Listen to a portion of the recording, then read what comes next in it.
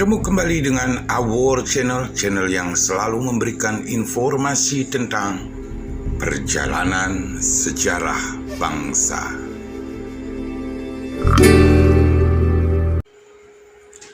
Sebelum lanjut, jangan lupa untuk tetap dukung kami dengan cara subscribe, like, comment, and share.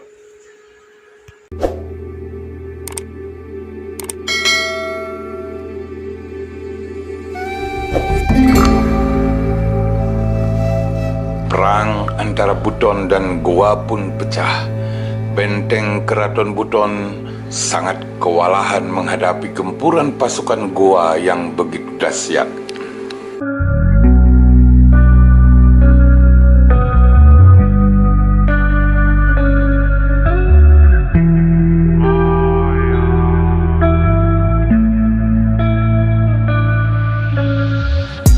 Peristiwa penyerangan Goa terhadap Kesultanan Buton segera diketahui oleh company di Batavia, Jakarta.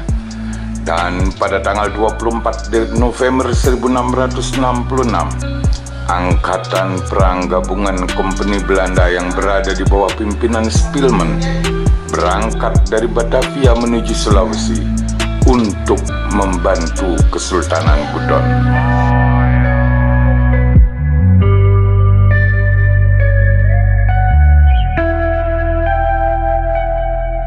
Kekuatan armada ini terdiri dari 21 kapal perang dengan 600 tentara Belanda dan beberapa ribu tentara Bugis dan Ambon di bawah komando Arupalaka dan Kapten Jongker yang berasal dari Ambon.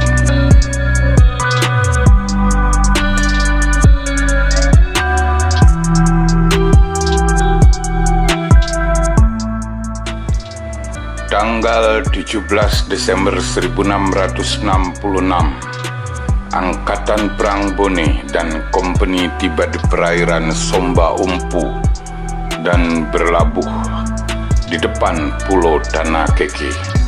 Kedatangan armada company ini sangat membuat khawatir Sultan Hasanuddin. Oleh karenanya, Sultan Hasanuddin melalui utusannya mengajak untuk berunding. Namun tawaran untuk berunding tidak dihiraukan lagi.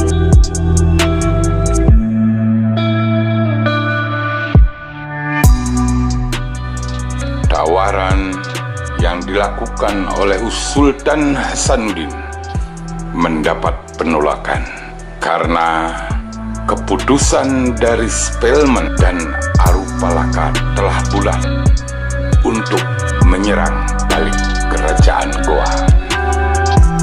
Tapi sebelum lanjut, mohon dukungannya dengan cara tekan tombol subscribe, like, comment, dan share.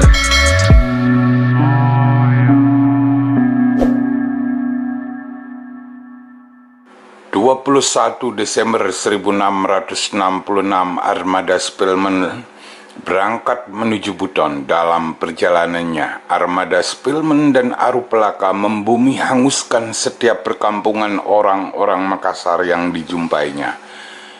Bahkan 10 perkampungan yang berada di pinggir pantai Teluk Langkiang yang selama ini menjadi lumbung padi kerajaan Goa hancur diamuk pasukan Spelman dan Arupalaka. Pasukan tempur Arupalaka dan Spilman menyerang dari barat dan selatan, sementara pasukan Buton menyerang dari arah timur dengan dukungan tembakan meriam dari benteng kota Wolio. Dengan formasi serang seperti itu, armada pasukan Goa berhasil dikepung dan kemudian kewalahan dan terjepit. Banyak pasukan-pasukan yang berasal dari orang-orang Bugis, orang Bone dan Sopeng akhirnya membelot dan membantu Arupalaka, sehingga kekuatan militer dari Karaing Bonto Manaru di medan perang menjadi lumpuh.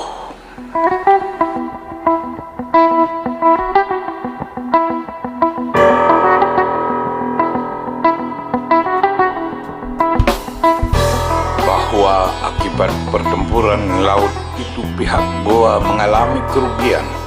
300 buah perahu perang dihancurkan, 86 perahu dirampas Arupalaka, 10 buah perahu besar dirampas oleh VOC, 30 perahu kecil, 2 jung perang, 5.000 orang Sopeng berbalik menggabungkan diri dengan Arupalaka. 5.500 orang Makassar ditawan dan ditempatkan di sebuah pulau kecil di Teluk Bau-Bau tanpa diberi makan. Inilah kejadian serangan dari VOC Company Belanda yang bergabung dengan Arupalaka dan Kapten Jonker dalam membebaskan tekanan dan kurungan yang dilakukan oleh Goa terhadap kerajaan Kesultanan Buton.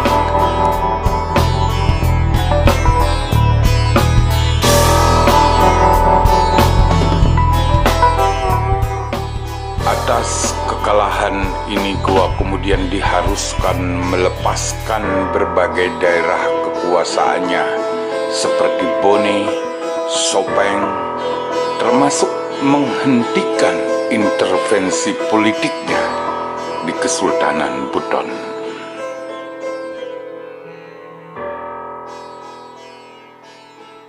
Dan keberhasilan pembebasan Kesultanan Buton menyebabkan terjadinya penandatanganan kontrak antara Buton yang diwakili oleh Sultan La Simbada dengan VOC yang diwakili oleh Spilman pada tanggal 31 Januari 1667 di atas kapal Tertolen, sebuah kapal pemburu milik VOC.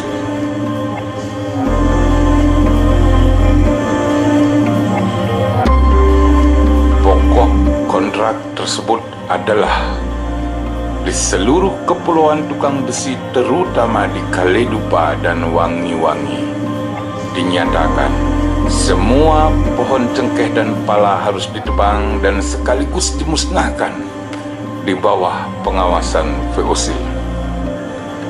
Atas gantinya VOC akan membayar kepada Kesultanan Buton setiap tahun 100 ringgit, dan kejadian ini dikenal dengan nama timpu pala atau potong pala.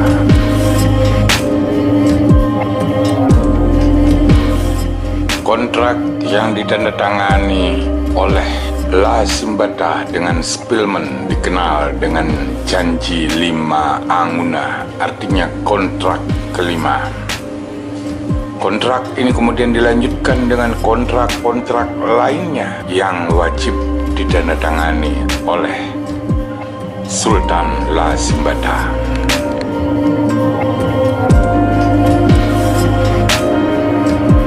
Demikianlah hubungan Buton dan VOC masa Sultan La Simbada yang dipenuhi dengan kontrak-kontrak antara Kesultanan Buton dan VOC. La Simbada sebagai Sultan Buton memiliki catatan terbanyak sepanjang pemerintahannya dengan melakukan 6 kali penandatanganan kontrak dengan VOC. Setelah La Simbada melepaskan jabatannya, ia kemudian digantikan oleh La Tangkaraja atau dikenal dengan gelar Sultan Kaimuddin 1669, dan pada masa Sultan Langka Tangkaraja hubungan Buton dan VOC berjalan normal.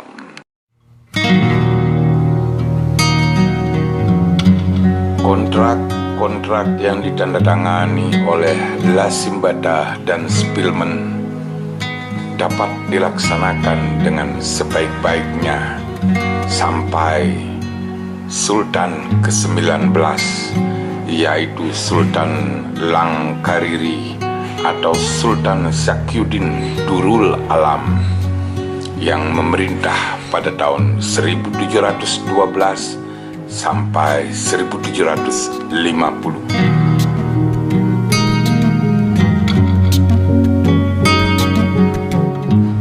Demikianlah hubungan Kesultanan Buton dan VOC dari masa Sultan La Elangi atau Dayanu Iksanuddin yang merupakan Sultan Buton keempat hingga masa Sultan Langkariri atau Sultan Sakiuddin Durul Alam yang merupakan Sultan Buton ke-19. Dalam kurun waktu tersebut, hubungan Buton dan VOC selalu mengalami pasang dan surut. Pasang surut hubungan Buton VOC dapat dilihat dengan adanya berbagai konflik dan berbagai diplomasi.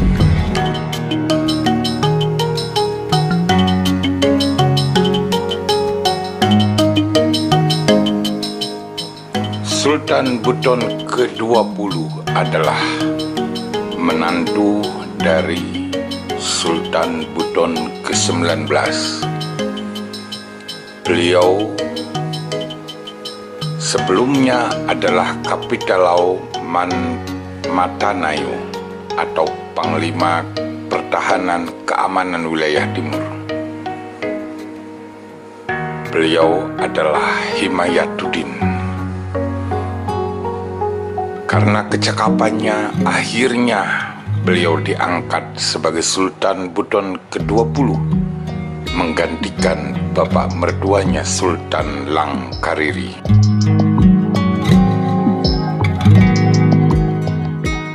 Sultan Himayatuddin Muhammad Saidi adalah Sultan Buton ke-20. Sepanjang abad 17 hingga akhir abad ke-18 telah terjadi banyak pergolakan dan konflik antara penguasa lokal Nusantara dengan VOC. Beberapa kerajaan yang meskipun pada awalnya mempunyai kontak hubungan yang harmonis dengan VOC mulai bersikap kritis. Dalam tahapan yang lebih ekstrim, mereka menganggap perlunya melakukan perlawanan terhadap VOC. Hal ini umumnya disebabkan oleh kepentingan ekonomi dan eksistensi kerajaan atau kesultanan yang semakin terancam dikarenakan monopoli perdagangan VOC terhadap rempah-rempah serta intervensi VOC dalam urusan soal politik kesultanan atau kerajaan.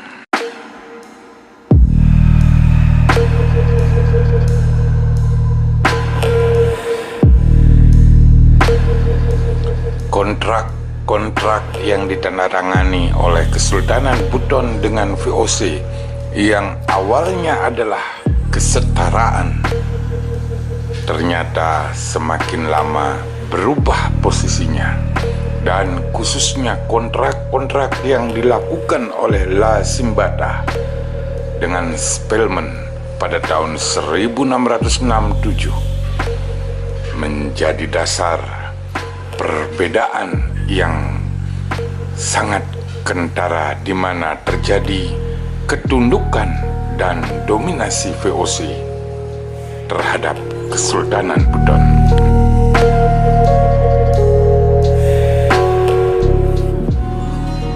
Kontrak-kontrak Buton dan VOC yang awalnya mengatur hak dan kewajiban kedua belah pihak untuk saling membantu dalam memerangi musuh-musuh bersama, memasok barang-barang yang menjadi kebutuhan bersama, dan lain sebagainya yang mengutamakan kesetaraan. Namun dalam perkembangan selanjutnya, kontrak-kontrak tersebut mengalami pergeseran, di mana terdapat pasal-pasal tambahan yang menunjukkan besarnya ruang intervensi VOC dalam urusan internal Kesultanan Buton.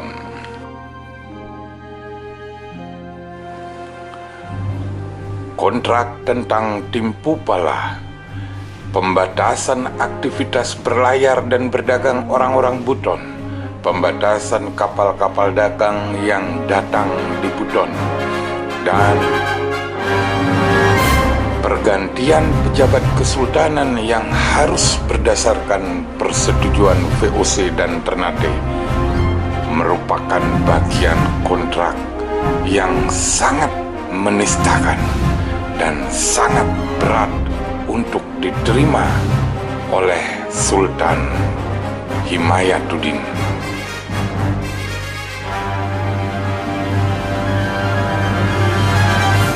Perlawanan dan penolakan terhadap isi kontrak dilakukan oleh Sultan Himayatuddin, dan dengan dasar inilah VOC kemudian menyerang Kesultanan Buton pada tahun 1755 karena tidak mentaati dan menjalani kontrak pada tahun 1667. Tahun 1667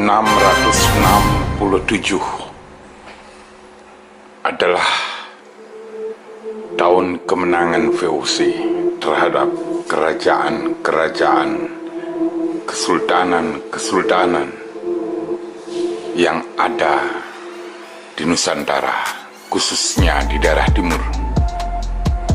Pada tahun ini, VOC memaksa Goa untuk menandatangani perjanjian bunganya. VOC juga memaksa Buton untuk menandatangani perjanjian di atas kapal Theodore. Tanggal 29 Maret 1667, Kerajaan Tidore pun terpaksa harus menandatangani kontrak yang kurang lebih sama dengan Buton karena kalahnya Spanyol dan perginya Spanyol dari Tidore. Demikian pula dengan Ternate yang harus menandatangani kontrak pada tahun 1683, pengukuhan kekuasaan VOC di daerah tersebut. Sejak saat itu, seluruh aktivitas ekonomi maupun politik beberapa kerajaan telah jatuh berada di tangan VOC. Sejak menurunnya pengaruh Ternate di kawasan timur Nusantara dan kalahnya Goa, membuat VOC semakin jaya dan menguasai kerajaan dan kesultanan yang ada. VOC telah menguasai seluruh sendi-sendi ekonomi dan bisa bertindak intervensi langsung ke kesultanan-kesultanan yang ada di daerah timur. Namun, khusus untuk Kesultanan Buton, taktik utama adalah mengarahkan sultan yang berkuasa dan mengontrol suksesinya. Namun sampai akhir abad ke-19, VOC yang kemudian hari berganti menjadi pemerintahan Hindia Belanda tidak pernah berhasil sepenuhnya menguasai, mengontrol, dan mengendalikan Kesultanan Buton melalui kontrak-kontraknya. Baru setelah diadakan perjanjian antara Sultan Muhammad Ashikin dengan Brugman pada tahun 1906, kekuasaan Kesultanan Buton sepenuhnya berada di bawah kendali pemerintah kolonial Hindia Belanda, tidak terkecuali dengan perintah ekstirpasi pohon rempah-rempah yang memang sudah ditandatangani sejak kontrak tahun 1667. Sultan Himayatuddin melihat bagaimana buruknya kondisi kehidupan masyarakat Buton akibat intervensi VOC melalui kontrak di tahun 1667. Dan karenanya Himayatuddin memutuskan untuk tidak menganggap dan tidak berlaku lagi pada masa pemerintahannya. Bagi Himayatuddin, diberlakukannya kontrak tersebut merupakan upaya sistematis VOC meluluh lantakkan sendi-sendi ekonomi Kesultanan Buton serta bentuk penghinaan atas bangsanya. Pasca diputuskannya kontrak tersebut, Himayatuddin mulai melakukan kebijakan baru seperti pemberhentian ekstirpasi pohon rempah-rempah di seluruh wilayah Kesultanan Buton, serta diterapkannya wajib pajak bagi semua kapal asing yang singgah ataupun berdagang di Buton, termasuk dalam hal ini adalah VOC.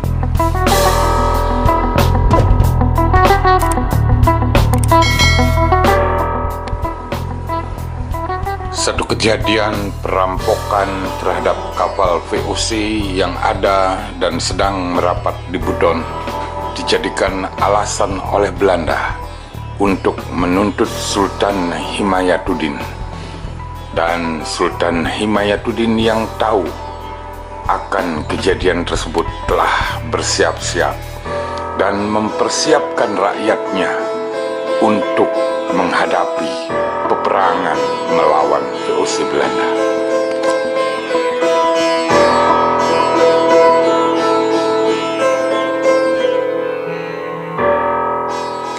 Meski tindakan Sultan Himayatuddin tersebut dianggap baik dan didukung sepenuhnya oleh rakyat, tapi nyatanya tidak mendapat restu dari Dewan Syariat Kerajaan. Dewan Syariat menganggap tindakan perlawanan yang dilakukan oleh Sultan Himayatuddin tersebut hanya akan menyeret Buton dalam konflik besar dengan VOC.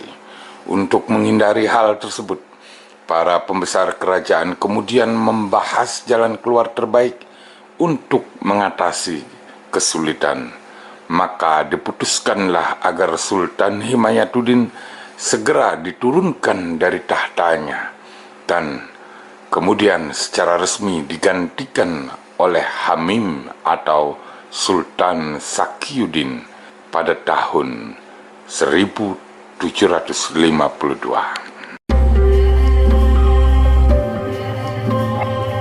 Meski tidak terjadi kontak dan konflik langsung dengan VOC, akan tetapi setelah Himayatuddin kembali naik tahta menggantikan Sultan Laseha pada tahun 1760, ia tetap menunjukkan konsistensinya tidak mau tunduk dengan VOC.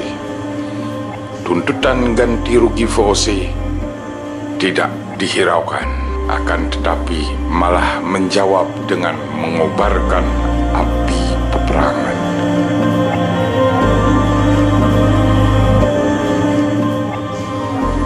Pasukan VOC berhasil menerobos masuk ke dalam Benteng Wolio. Pasukan VOC kemudian menuju istana kediaman Himayatuddin dan dengan maksud menangkapnya hidup atau mati, meletuslah pertempuran antara pasukan VOC dengan Himayatuddin di pendopo istana Himayatuddin. Perlawanan Himayatuddin dan pasukannya sangat kuat sehingga mampu menewaskan banyak pasukan VOC. Namun karena perbedaan kemampuan persenjataan, akhirnya Himayatuddin terpaksa mengambil keputusan untuk mundur dan melakukan perlawanan dari gunung.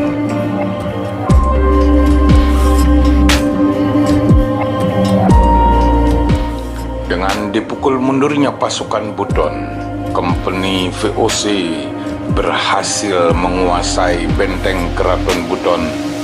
Beberapa hari setelah penyerangan ini, kapal Hedwig Demapat dan Orwek meneruskan perjalanannya ke Maluku. sedangkan Ritz Weber dengan kapal-kapal lainnya tetap tinggal di Buton. Baru pada tanggal 6 Mei 1755, Ritz Weber dan pasukannya kemudian meninggalkan Buton menuju ujung Pandang dan tiba di sana pada tanggal 11 Mei 1755.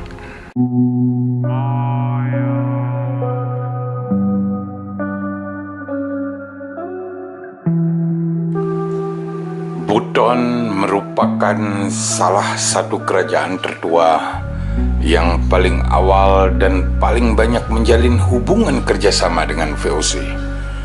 Hubungan keduanya telah terbentuk sejak dicetuskannya kontrak persekutuan abadi La Elangi Buton dengan Scotty VOC pada tahun 1613 dan berakhir seiring runtuhnya hegemoni Hindia Belanda di Nusantara pada tahun 1942. Bagi Buton, terbentuknya hubungan ini adalah untuk menjaga kestabilan eksistensi kerajaan dari berbagai ancaman, baik yang berasal dari internal seperti konflik antar golongan bangsawan, maupun eksternal seperti ancaman bajak laut, ancaman kerajaan Ternate maupun Goa. Sedangkan bagi VOC, terbentuknya hubungan ini untuk mengamankan perlayaran dan perdagangannya dengan pusat rempah-rempah di Maluku, serta untuk mengalahkan pesaing-pesaingnya seperti Spanyol, Portugis, kerajaan Goa, dan lain sebagainya. Rentang panjang hubungan Buton VOC tidak selalu berjalan harmonis. Hubungan Buton VOC mengalami pasang surut. Masa meningkatnya hubungan keduanya terlihat dari adanya berbagai macam kerjasama dalam bidang politik ekonomi melalui pembentukan aliansi militer dan perdagangan. Sedangkan masa surut hubungan keduanya terlihat dari adanya rentetan konflik dan perang. Pada masa pemerintahan Sultan La Buke, pada masa pemerintahan Sultan Himayatuddin Muhammad Saidi, di mana hubungan Buton dan VOC mengalami keretakan karena adanya pertentangan dengan isi kontrak yang memberatkan masyarakat Buton. Akibat pertentangan Sultan Himayatuddin tersebut, hubungan Buton VOC mengalami keretakan dan puncaknya terjadi konflik raya antara Buton dan VOC.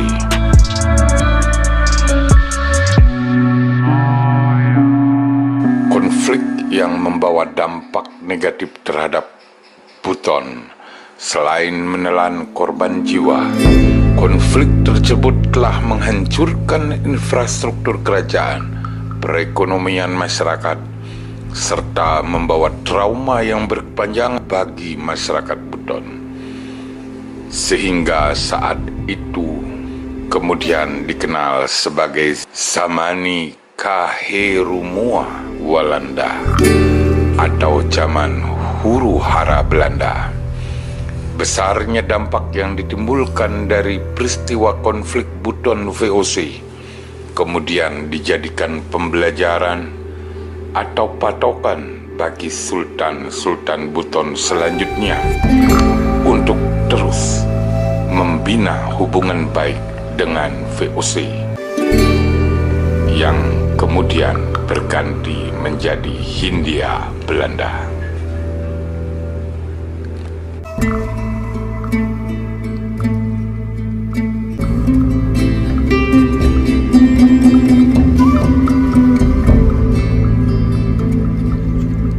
Tetap dukung kami terus dengan cara tekan tombol subscribe, like, komen, dan share. Dan jangan lupa tekan tombol loncengnya. Terima kasih.